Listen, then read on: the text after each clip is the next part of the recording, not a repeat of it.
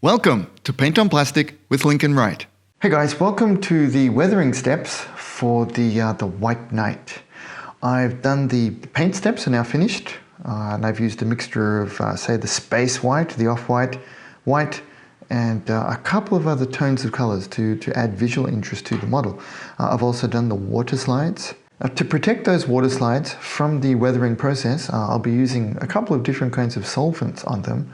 I've added a generous a layer of glass lacquer paint in this case, Mr. Color GX, super clear. Is that a 2 or a 3? It's the super clear. I've used this one a couple of times. It's very, very nice. I will admit that over the course of different models, you'll see me use different clears, and it's simply because I've run out and I'm going back to the next one I have in stock. So I'll have a couple of clears in rolling stock at any one time. And just to give you some tips on it, I think that one of the challenges that some folks might have with using clears is that they may thin them a little too much. I've thinned it 50-50 with this one, T06 Brushmaster thinner from Grey Notes. It's almost identical to the T07 that I often show, but it has less additives. So when I'm airbrushing, this one, it does feel slightly cleaner. It's not that the other one feels dirty, but it feels lighter and a little cleaner, and I like it through the airbrush, so I often use this one for clear coats and lighter color finishes, etc. For the first step, I'm going to go with pin washes. Nice and simple, and they work very well over this gloss finish. No, this is not sponsored by AK Interactive.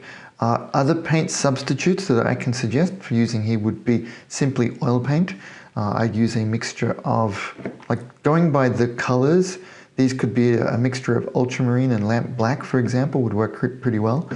Again, oil paints, some of the paints from different brands that they either call Industrial Earth or the Starship Filth Sludge type series are pretty similar colors. But these ones, I'm going for a greeny blue tone, just because I like how that looks on space finishes like this, and I have used it in the past. Also, if you were going to use something like, say, Tamiya enamels, which I also have, dark sea blue would be a perfect one for this. Maybe mixed with black if it wasn't dark enough for you, and also perfect for the filter process as well. I'm going to now show you two slightly different approaches to it. There's going in dry and going in wet. The best way for me to explain my decision-making process on that is for details that I want to be heavier, I'll probably go in dry. And then for details that require less of an outline, I'll go in with a pre-wet approach. I like to think of it just like inking a 2D art project, in that important details should receive a heavier outline and more minor details can get away with a lighter outline. So pin washes, you could also think of it as inking or outlining your model. Okay, now this piece is perfect for showing the go in dry method first. This is one of the side panels, so I want these rivets, details at the top of the piece to look, to stand out, to have a nice bold outline. I'll go with the wash product is thicker than the panel liner. They're both really good, but the wash is the thick one, which will be perfect here. It's the first time for me to mix this up, so I will use my, my electric stirrer. I will move it away from my models though, slightly off camera.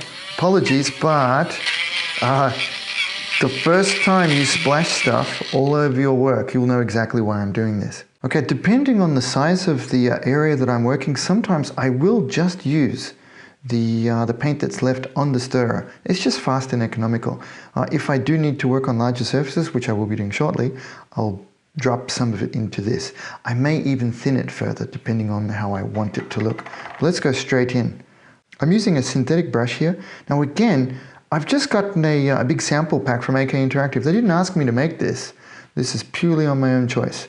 They say this is a 330 size brush. It just looks reasonably small and pointy to me. Let's try it out.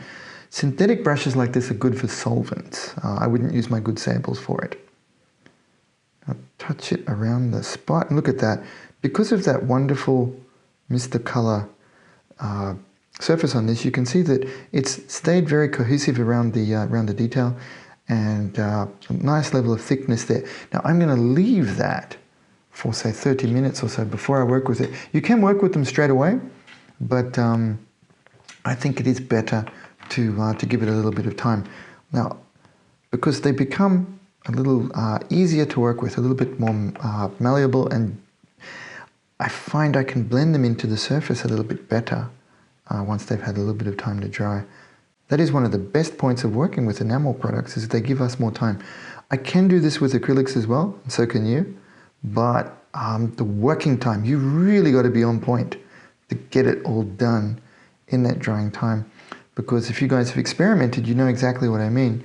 You'll leave those tide marks, which is then difficult to get off. Yeah, it's a little rough. Sorry, I really should have been paying a bit better attention. The other one was nicer. But this is, that's about how much I both want in terms of volume of paint. I'll do another one here. And that's a basic pin wash first step. Like that. The pre-wet technique is just how it sounds. So I use a larger brush. This one, what have I got? A synthetic number 2. And you can see it's been used a few times. So this is in, say, the middle of its life, and I just use it as a mop. I'm using an odorless enamel thinner here. You don't need to use this one. It's a generic product, so you can get it from the art store as well. And but you can also use the enamel thinner that you use with your enamel paints. They all work very well. I'm using this one because, yeah, it does have a lower odor. Pre-wet, pre-wet. Now, again, because of the gloss finish, that awesome coat of Mystic Color, super clear. And using my my paint loaded brush from before, we'll touch it in, and we should have it breaking the surface tension and zooming around the model a little more. Thanks to the gloss coat, it's keeping it nice and tight, like that. And you can see just with that one touch, it's gone almost halfway around. We've almost completed 180 degrees there. We'll try it again from this side. Let capillary action and gravity help us out. And there we have, pre-wetting it has allowed it to move through the details quite well. It does look a little rough or sloppy in a couple of places. Don't beat yourself up about it. We will be refining that back further once it's had a little bit of time to dry up. Now, after some work here, I also kind of remembered the concept that I'm always remembering partway through, often when I'm off camera, and I wanted to share this with you. Despite these products, these ready-made products being very convenient, what happens is, whilst over the course of working, I always notice that I need more color variation. So it also then, I'm not sure exactly how to put this out there, but it also then asks me, well, if you're going to use custom mixes like this of pre-made products, why not just start with custom mixes to start with? These do make it easy in that you can start with a brown, a blue, and when I was first into this kind of weathering, we're talking like 12, 15 years ago, they were helpful and useful. But now, I go backwards and forwards between these and homemade. So I just wanted to let you know this is not a product push.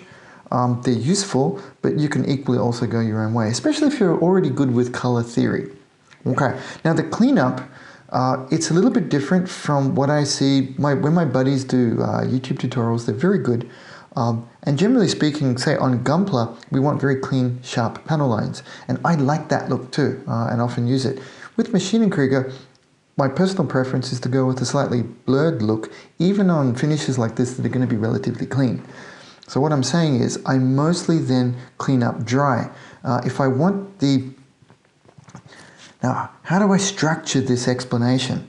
If you want the finish to be sharper and tighter, you need to work off a gloss finish, and probably don't leave the enamel products to dry too long, and also use a cleaning liquid to reactivate it on the clean parts to also get a cleaner, tighter finish.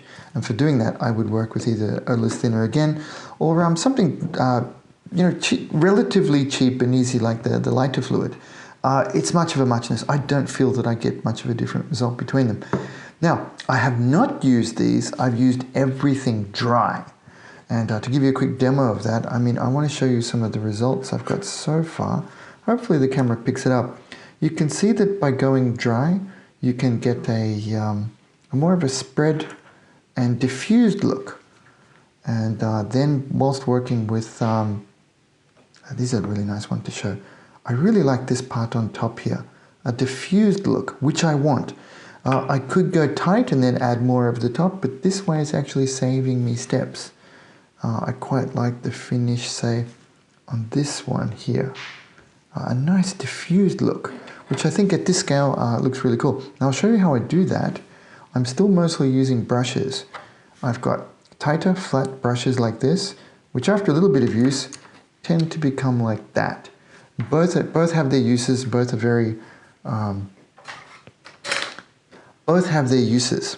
Now you can tell things getting serious because I got the glove on. For the tighter look, I go with the tighter brush, and I'm chamfering, chomping it, stippling, let's use all those words, back against detail lines. And you can see that produces quite a good finish, but because I've gone in dry and not cleaned the brush a lot between uses, I can then drag it out for an interesting and cool effect like that. And if I use the rougher brush, let me just make sure I got it nice and stiff for you. Let me make sure I've got it nice and let me try to get it stable for you. Now this one's obviously quite splayed. That then produces quite a different effect too. We work it up to the line and more paint will come back over, giving us a more diffused look. I'm going backwards and forwards just based on whim. If I feel it looks a little too tight for what I'm after, I'll come back and stipple here with the rough one. Now there's obviously, this is one of the places I placed the solution, so I'll drag it down here to make a little bit of a streak start. Stipple across the line. This one's for Kurojishi and Andy Santachi. This also creates a slight maha effect. It's not on a camouflage, but it is a maha line across the panel line. That's something that you guys can ping me on Discord to ask about. We had a discussion on that this morning. There we go. So nice and diffused. Let's make sure the corner has a little bit of extra attention and love. Rub some in. And that's basically what I've achieved over the entire model. Like that. I'm going to continue on working because that I could feel it at the end. I know when something is really good because Tomo will say, wow, that looked amazingly simple. And she said, you know, wow, you have a high level of skill, which is funny to hear from my wife who sees it all the time. I want to show you some more working process here, especially on these different surfaces, because these are going to show they're going to be focal points for the model, and I thought I wanted to give you some more examples of it. Here, instead of chopping it in with the flat brush, I'm going with the splayed one to spread that.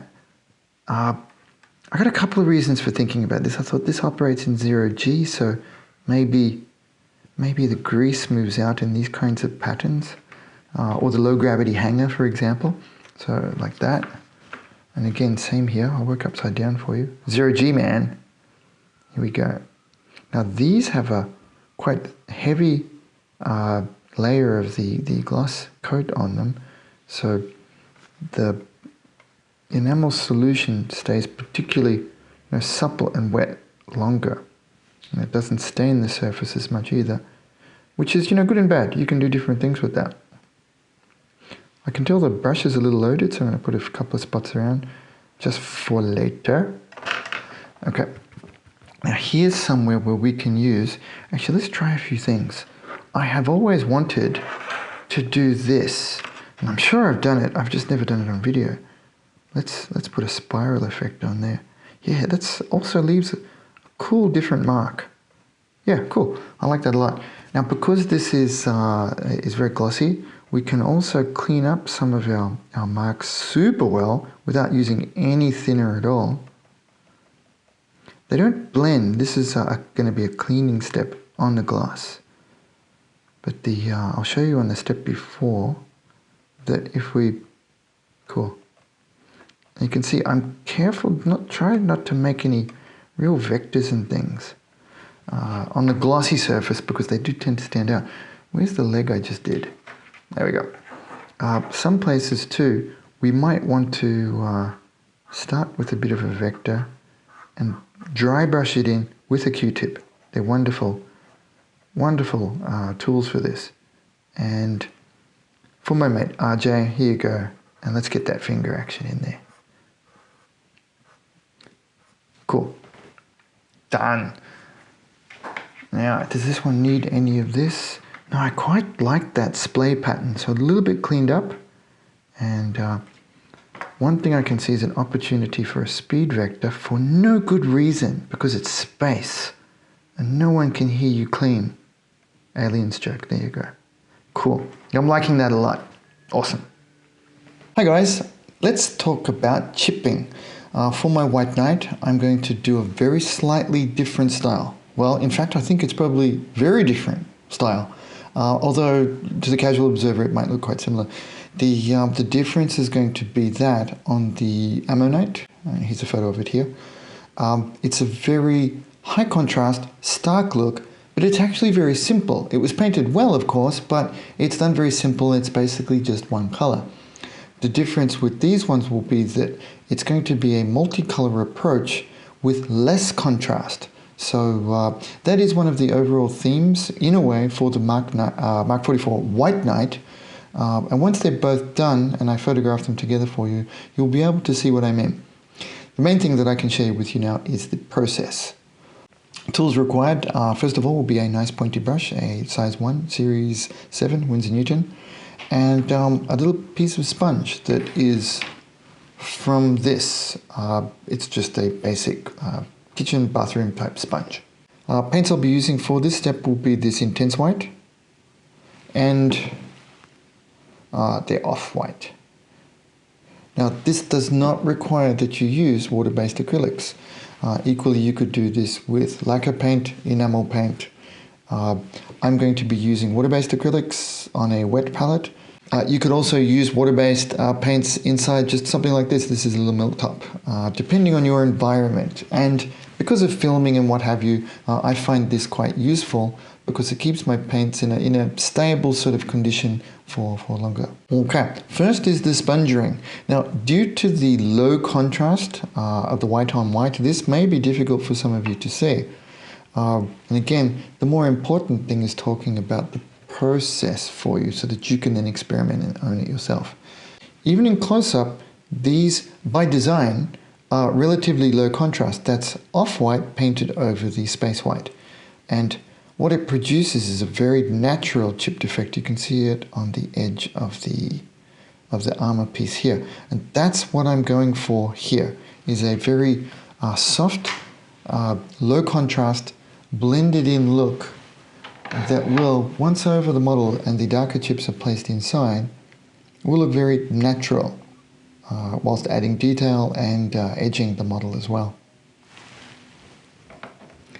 Now this is not specific to this color of model. We can do this kind of approach by using, lightened base colors.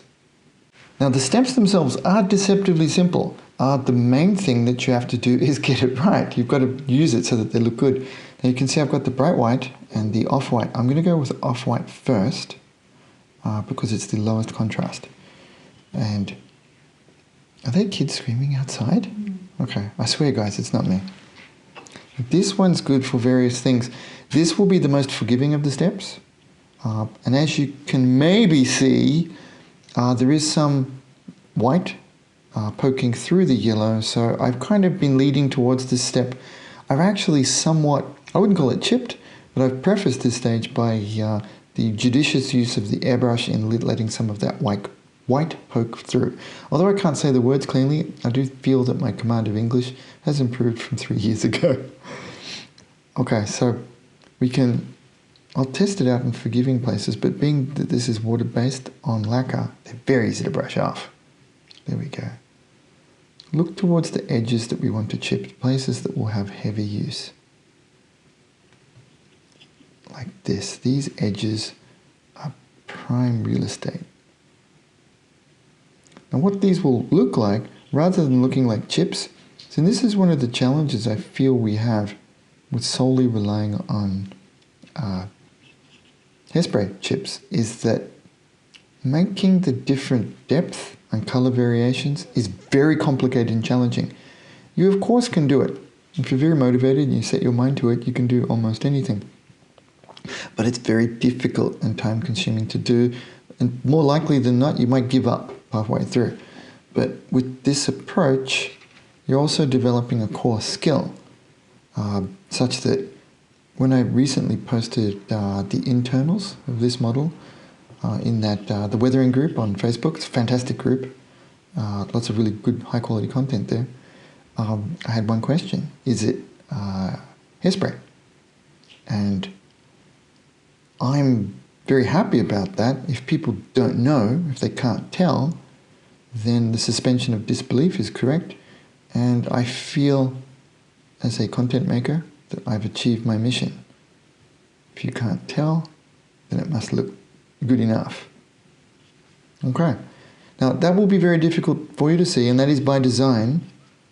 It's meant to be a very low contrast look, and it will be more visible in close-up photography. And as we know, YouTube is not that. See, there's an example. I don't like that, so we wipe off, and good. Cool. That's a very simple one. Another place that's probably easy to see, I'll work on this large one. Let's go with bright white now, because I'm working at the top of the model. I feel I can get away with a slightly higher contrast, and I'll put it for places like this that will catch the light. Yep, cool. Now here's one. This is important. Let's try to get an edge catch here. Nice. And then maybe some top down. Yeah, that's really good. Now this is the foundation for a further step with the paintbrush. Yep, cool. I find it hard to do my best thinking while talking. I'll just give you a couple more examples. In here needs one. This proud section here. Okay. So that's it. That's my foundation step, moving between off-white and white to lay down soft paint bruises and very minimal light chips. I don't think the camera will pick this up. The video camera won't pick this up, but I have a soft line of paint bruising happening on this proud section here. But once this is finished and gone through all of the processes, once the macro lens picks that up, it will look fantastic. Here's probably the best viewpoint to show you about the resolution I'm looking at for the primary chipping component, which will be the underlying white, and then I'll be moving on with the darker chipping over the top. The couple of places due to the randomness of the sponge, you can see that's the actual one used in anger. It's got the white paint on it. Sometimes it's not quite thick enough, the opacity of the paint. So I've decided against very long scratches on this one because of the way I see it moving during its operation. I don't think it would be spending time brushing past things that could produce that kind of effect. So I'm mostly going to have it as a, not too many flights in space, but in a combat zone level of weathering. And that's what I see as my vision. So there won't be jagged ones with it or long ones. They'll mostly be pinpoint ones from, say, microabrasion is the word I'm thinking in my mind, but that's not correct. So it'll be more of a very micro type of abrasion to the finish through micro collisions due to the debris in the space combat zone. So, breaking out E. So my Winsor Newton size 1. Let's make sure it's got a little bit of water in it. And I'll be going with this one, the intense white, and keying in just a couple of places. This could be very time consuming, but we've done our heavy lifting with the sponge, and this will just break them up even slightly further. But just don't do them all. This is the number one thing I need you to think about, is don't do them all, because You want that natural variance that happens from that process. Otherwise, if we wanted them all to look the same, we could have done a different technique.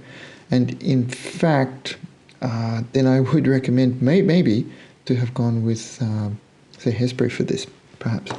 But I don't recommend that. I recommend you do it just like me, but better. Now do it to your taste. Seriously, that's what I want you to do. And I want you to have fun thinking about this, zooming around. Because they're really cool. Hello? Okay.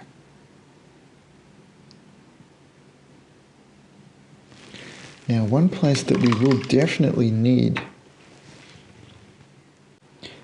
use the wet palette also to help shape your brush. It helps in keeping the point. Now, one place in particular we really need to sell the opacity. Well, let me say that again. One place where we need the opacity to work for us in helping to sell the authenticity of these chips is on our water slides. The very small ones will look just fine. Some of these bigger ones though, as they've been translucent with the yellow underneath, they lose a little bit of their realism. So just dotting on slightly thicker paint here will help to add to that illusion. Cool. Now you will need to go back and look, because it'll depend on your paint dilution as to how effective that final look is. One different one here, just to help the edge. Pop a tad on those corners. Dot, dot. Not that one. 2 steps forward, 1 step back. Well done, Link. Same with this one here. I think I've made this one too big, so I'm just going to edge it back with my finger now for you.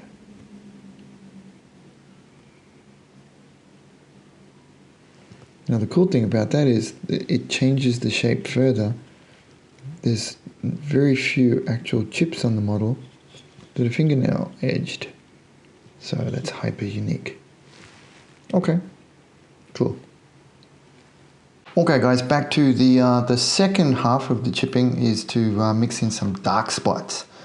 Now just as a bit of a share between us brobots, I shook this up a small amount, yet it was still quite separated. At first I just got the clear liquid. This one, yeah, I gave it a decent shake, you know, much like I would Vallejo, and I got about that, which is not smooth at all.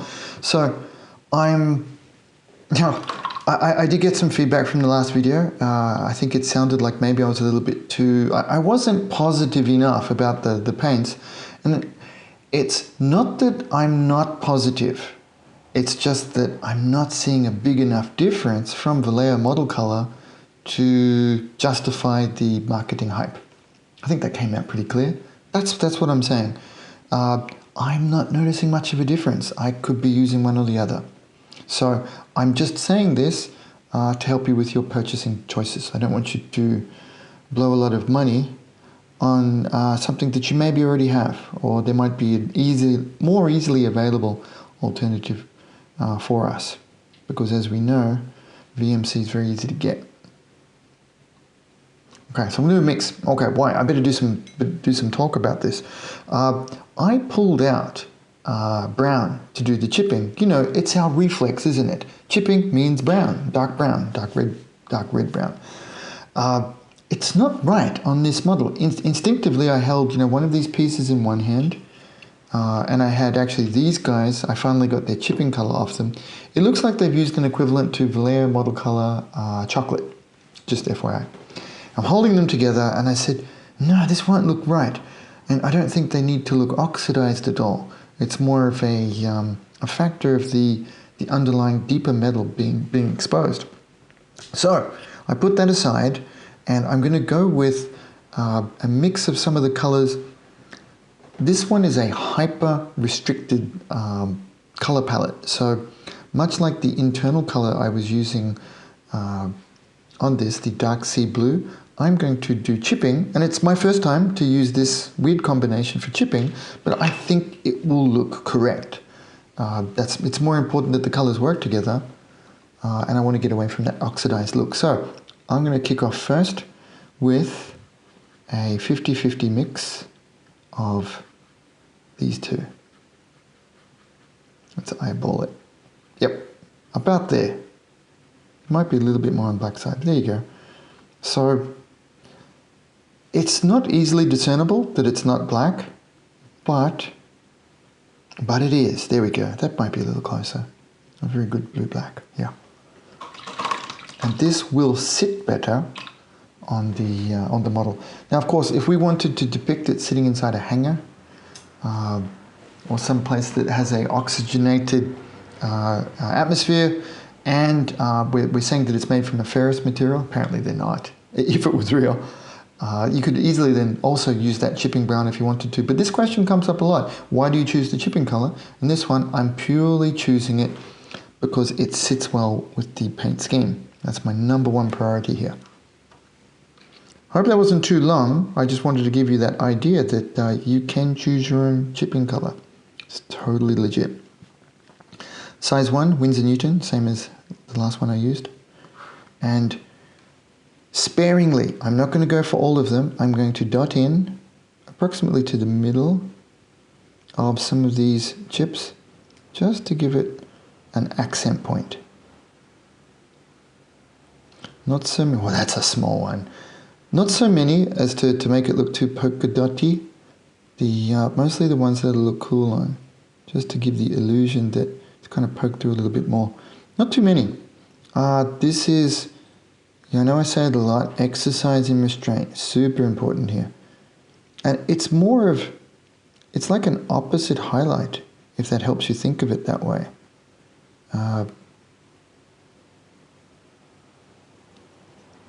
Now this was an interesting experiment. Let's test this out. That's bare plastic in there. I left a little, I had the part that goes over the top of that, I had it affixed with blue tack.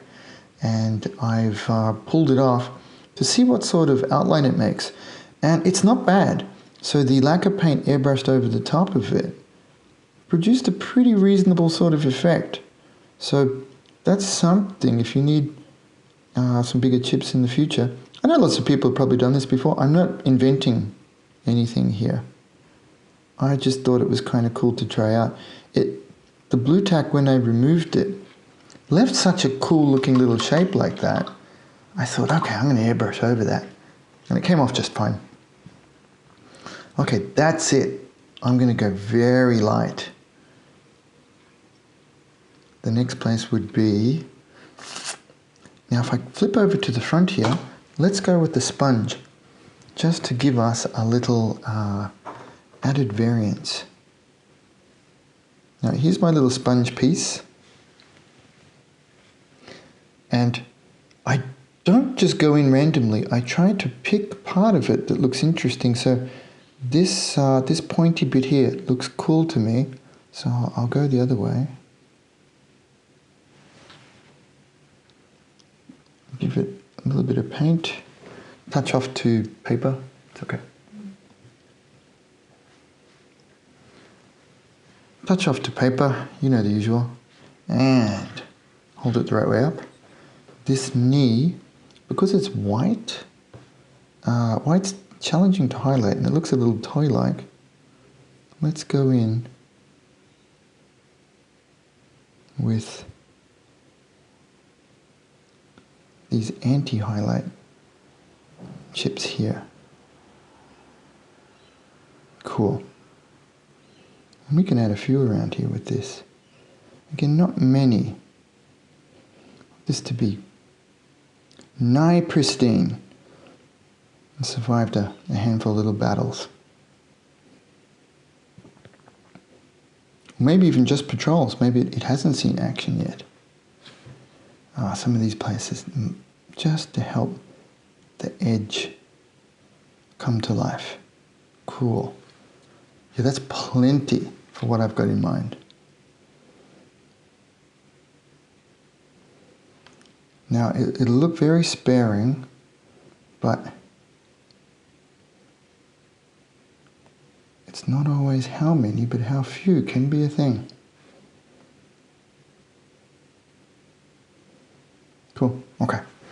Now, and make sure to drop them. Tom was cracking up. Now the top here, now there are a couple of places. This one I've got physical damage under it, and I've given it a slight, ever so slight spongering brush with the white yesterday. So it's quite diffuse. I think that might be the right way to say it.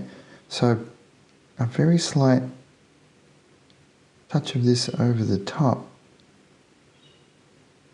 could produce a cool little effect. Yeah, okay, I quite like that. Excuse me, once this is dried off more, I'll test it. Yeah, I want it basically dry, and then I'm going to do a directional dry brush with this. Yep, just to catch those edges. Cool.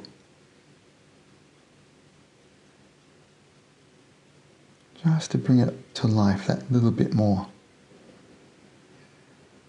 Yeah, that looks really good. The top can probably benefit from that too. I'll zoom along because I've got this at a good dryness. There's a few up here, and I'm going to go with a circular motion on top because I don't want a particular vector except out from the center. But again, this is the first time for me to really do this one. So I'm totally making this up as we go along. Here we go. That's what I wanted, a very light touch. Does look kind of nifty already. Cool. Okay, now back to the pointy. And let's spot in a couple of these just to define them. Gives our eye somewhere to point. Okay, the brush does look a little too loaded. Let's test. Cool. No worries.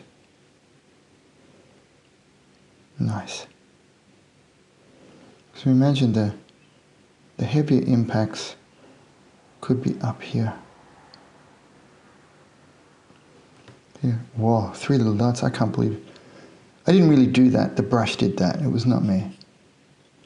But yeah, a couple of these will look really nifty. In my mind, I'm calling it spotted in. I don't know if someone else has already called it something, but why not, right? Okay, this edge can be defined a little better with some spotting in. Can we call it spotting in? Can I claim that? That'll be my little thing on the internet.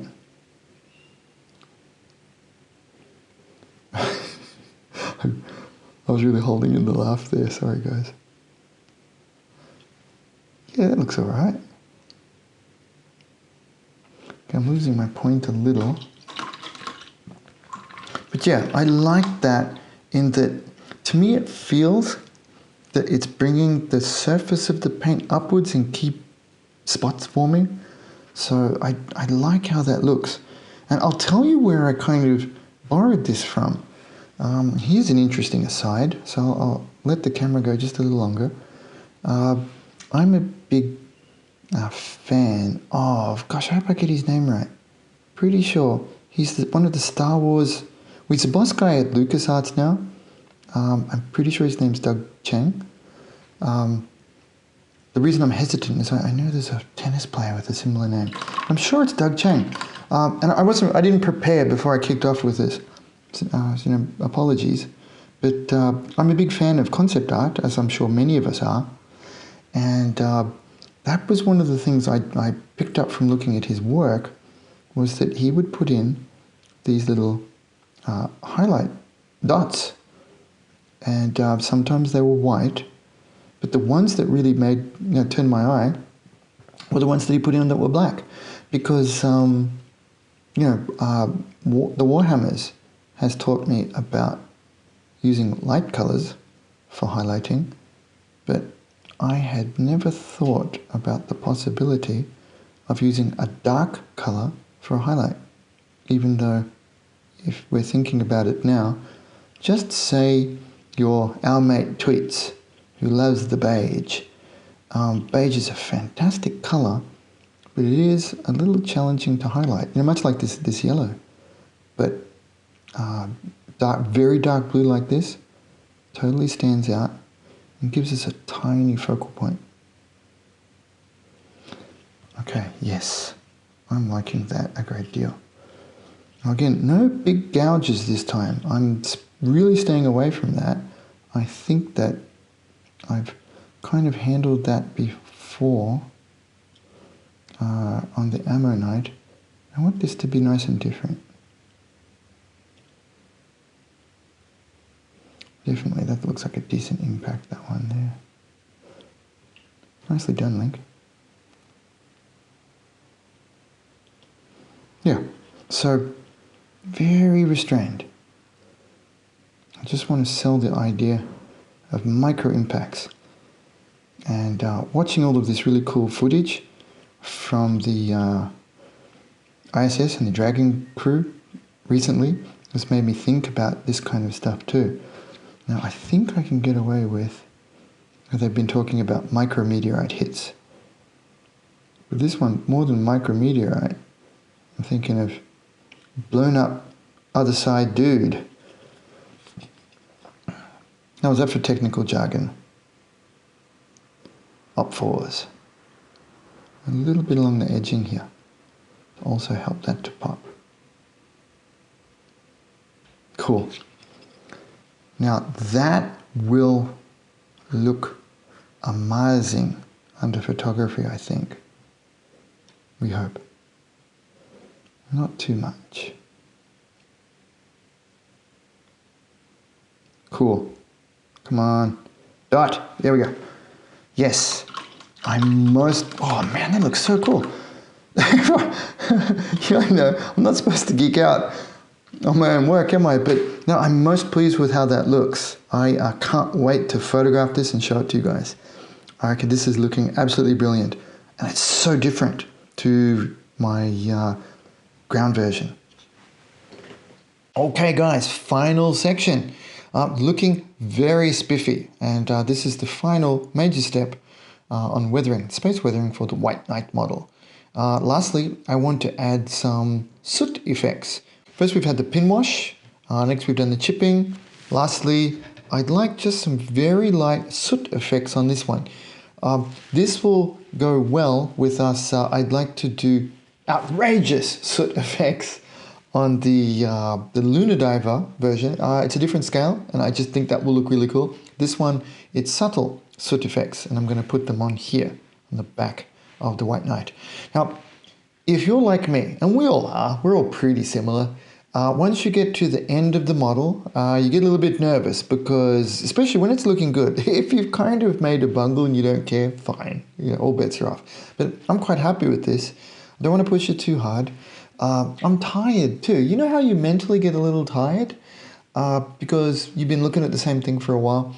There's plenty of shiny things off to the side of the bench, including not so shiny, that make you think about other projects. So because it's mild and I'm not going to go that hard on it, I thought, come on, what's an easy way out of this? What's an easy way to get the soot effects done? And I remembered. I've got a product that I haven't used for a long time, and boom, I'm going to get this into action, the Tamiya Weathering Master. Still got the factory sticker on it. I think that was the RoboCop reference. Boy, that was a good movie. Now these, and the local price tag. Oh my God, outside of Japan we get ripped off, don't we? This was the first one I think I used way back in the day. And it's got soot built into it. Sorry, that's the Japanese, that's what it says, susu. And this is going to be perfect for this. And I'll test out and show you. I've only ever done 2 applications with it, using the makeup sponge and then with the brush. Let's go with that. Hey, different now is that they actually come with instructions. How cool is this? and it looks like it gives you a number of steps, etc. to use. That's very helpful. So let's put that off to the side and not read it. I'm just going to go straight in. Come on. Now, as I remember, now it's literally many, many, many years since I've touched this one. I remember them being soft. It was like a thick paste. And all I want is a thick paste? Yeah, I think that's probably the best way to say it. I imagine this is exactly what's in weathering pencils and so on from AK. Now again, have you guys noticed that AK's got a lot of stuff, and this isn't going out public.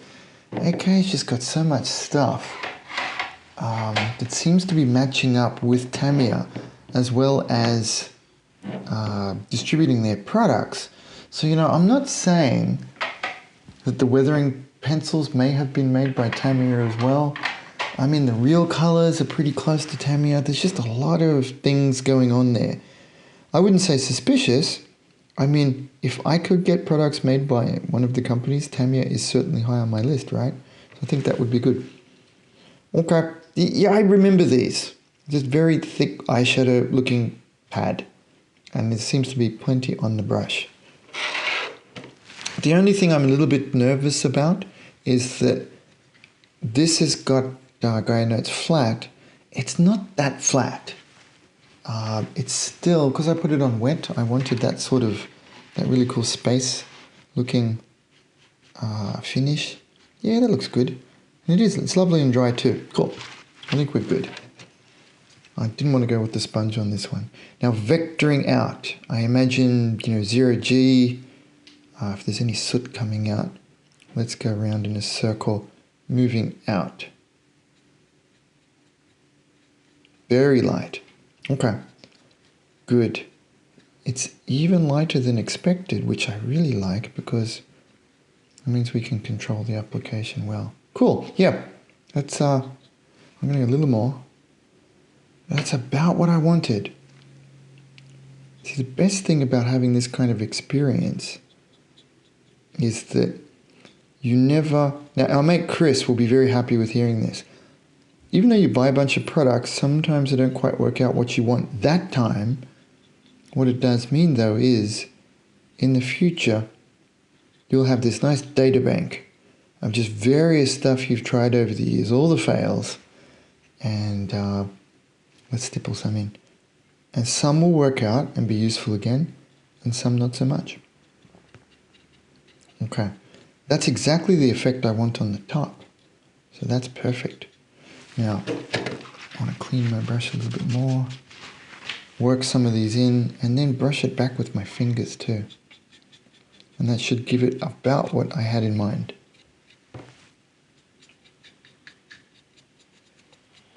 That's awesome. How come every time we do a video, the leaf blower guy comes out? Now, to create some variety with this, I'm going to use sweaty finger to pull back against the direction we applied it. Oh, that's magical. That was real enthusiasm just then. I couldn't fake that. Oh, that's cool. Okay. All right. And then let's go back in, stipple that. Smudge it back into place. That's really what I wanted. That's really what I wanted here. So cool. I think that looks about right to me. And you notice whenever I say that in a video, that looks right to me. I then retouch it. Yes, I laughed at myself. And the vectored idea. The vectored concept has been waiting all this time. Finally, the vector is a very slight thing, but, okay, touch. Oh yeah, this is what I wanted. I basically made this model to test this idea out. I'm going to darken up some of these so it looks like carbon / dust has come in. Oh dude, that is so cool. I had thought about airbrushing that on, but no, that's it. That's the one.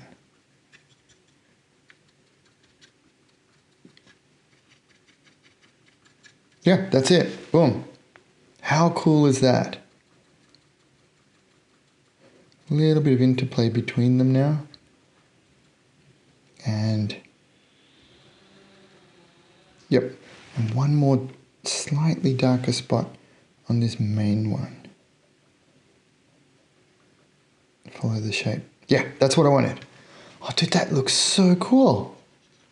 Yes, that's how I saw it.